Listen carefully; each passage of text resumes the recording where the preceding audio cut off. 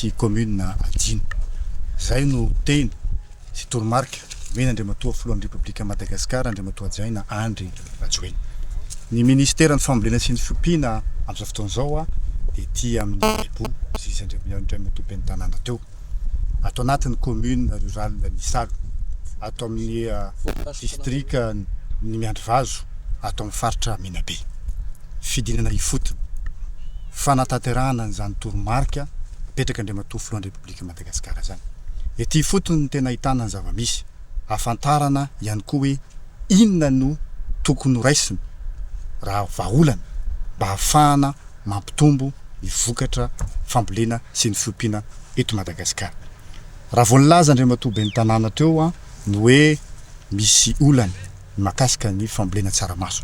Nefa dia fatatsika tsara fa ato anatin'ny faritra Menabe izany fambolena voamaina zany anisan'ny mampatanjaka ny faritra Menabe. Ka tsy nisalasala ny ministère ny fambolena sy ny fiompiana fa tonga dia nidina ifotony.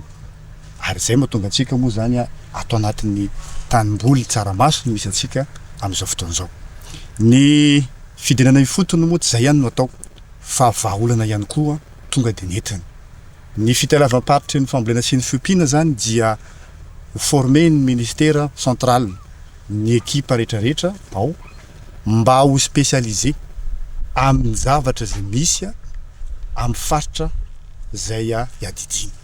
Zay ny fanapa-kevitra voalohany zay niraisin'ny ministre ny fambolena sy ny fiompiana.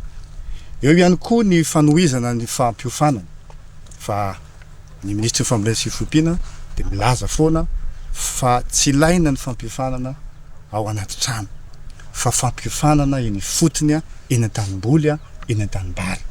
Zay zany no anisan'ny fomba fiasa raisin'ny ministère ny fambolena sy ny fiompiana. Anisan'ny profon'izany ary manam-porofo an'izany ny fanatanterahana ny diaben'ny famokarana zay mitety eran'ny Madagasikara. Ny faritra Menabe faritra fahaenina zay anisan'ny tetezin'ny ministère ny fambolena sy ny fiompiana ho fanatanterahana an'izany diaben'ny famokarana izany.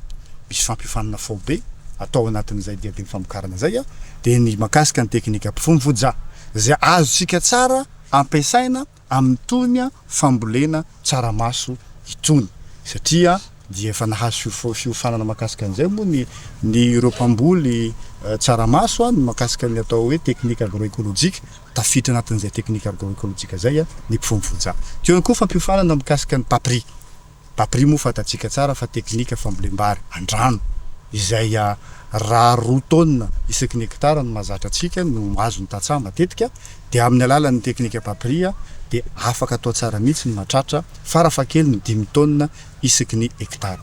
Eo ihany koa fampiofanana ny fiompiana zanak'akohona ny coquelet izay entina hanampy ny fidiram-bola ny tokantrano tatsaha mpamokatra. Mitohy noho izany ny diaben'ny famokarana ataon'ny ministère ny fambolena sy ny fiompiana fa tsy mijanona ihany atao anatin'ny faritra Menabe fa mitohy amin'ny faritra rehetrarehetra eran'ny Madagasikara. Hatreto moa zany raha ny fidinana ifotony nataon'ny ministère ny fambolena sy ny fiompiana ny ministre ny fambolena sy ny fiompiana dia ny district Miandrivazo no district faha 50 no tsidihan'ny ministre ny fambolena sy ny fiompiana. Tsy mitsidika ihany fa misy asa atao ary indrindrandrindra no mijery ny zavatra misy amin'ireo faritra ireo ahafahana mandroso vahaolana miaraka amin'ireo mpiara-miasa rehetrarehetra atao anatin'ny ministère ny fambolena sy ny fiompiana.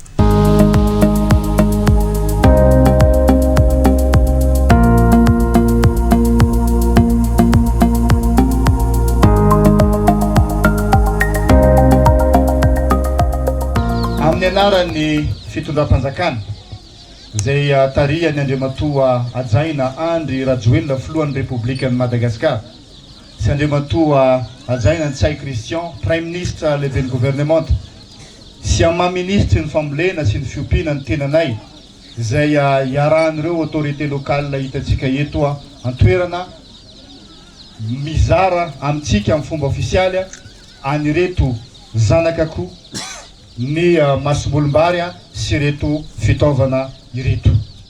Zay ny amaranantsika ny lanonantsika androany mankasitraka tompoko lahy mankatelina tompoko vavy.